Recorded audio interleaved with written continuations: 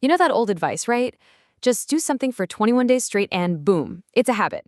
But what if that whole idea is just wrong? What if it's actually a recipe for failure? Well, it turns out you might have been using the wrong instruction manual for your brain this whole time. Let's get into it. Come on, you've been there. I know I have. You decide you're going to start a new habit, you rely on pure brute force willpower. And then a week later, you crash and burn. And what happens next? You blame yourself. You think, I'm just lazy or I don't have enough discipline. But I'm here to tell you the problem isn't you. It's the strategy. It was doomed from the start. So here it is, the big secret. Emotions are what create habits, not just mind-numbing repetition. Think about it. You can't force a lasting habit by just repeating something that makes you feel bad. Your brain just isn't wired that way. It's not going to sign up for misery day after day. And this gets us to the absolute core of why the old way just doesn't work. We tend to bet everything on the single most unreliable resource we have: motivation. I love this quote because it's so true. Motivation is a fair weather friend. Some days you wake up feeling like you can run a marathon, and other days just hitting snooze feels like a huge victory. You cannot build something that's supposed to be consistent and long-lasting on a feeling that changes with the weather or how well you slept. It's just a really expensive way to fail. So if motivation isn't the answer, what is? Well, lucky for us, there's a new instruction manual. It's backed by some serious research from Stanford's BJ Fogg, and it's a simple, super powerful formula that works with your brain's natural wiring, not against it. And the formula is B equals MAP. It's pretty straightforward. A behavior happens only when three things come together at the exact same time: motivation, ability, and a prompt. If even one of those ingredients is missing from the recipe, guess what? The behavior doesn't happen. It's that simple. And this chart right here just lays out the shift in thinking perfectly. The old way, over on the left, that's all about trying to crank up your motivation to superhuman levels. We already know that's not going to work. The new way? Oh, it's so much smarter.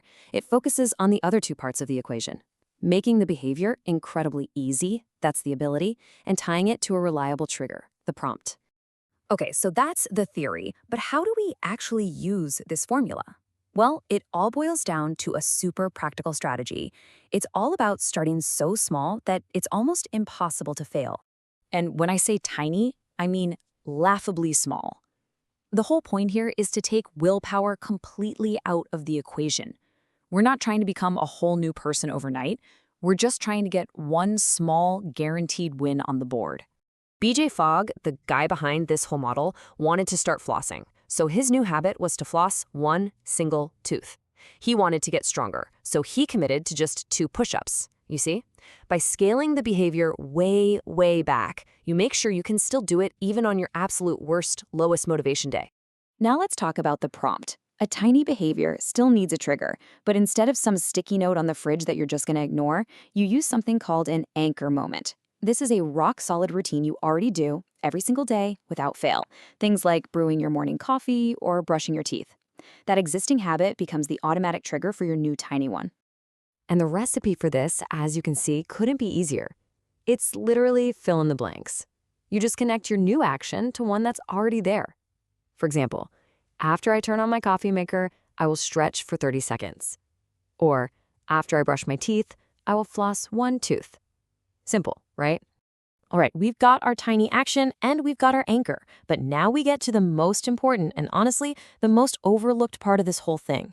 This is the secret ingredient that actually makes the habit stick in your brain for good.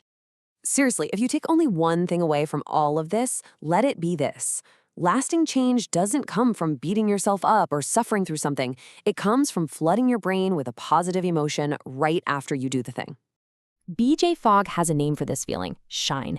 It's that genuine rush of, hey, I did it. And this isn't just some fluffy feel-good idea, it's actual neuroscience. When you feel that shine right after your tiny habit, your brain gets a little hit of dopamine. That dopamine is what physically rewires your brain, telling it, hey, that was good, let's do that again tomorrow. So how do you create the shine whenever you want? You celebrate. The second you finish flossing that 1 tooth or doing those 2 push-ups, you have a tiny party.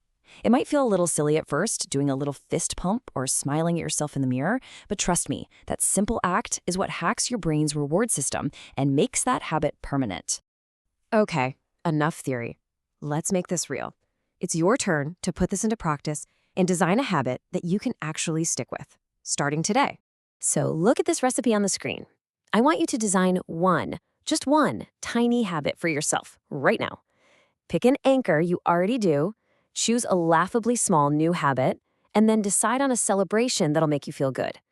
Stop trying to change your entire life at once. Just focus on this one tiny, repeatable success. You see, huge changes in our lives don't come from massive, heroic leaps of faith. They're the result of tiny victories celebrated consistently day after day. So that really just leaves one question for you to answer. What tiny success are you going to celebrate today?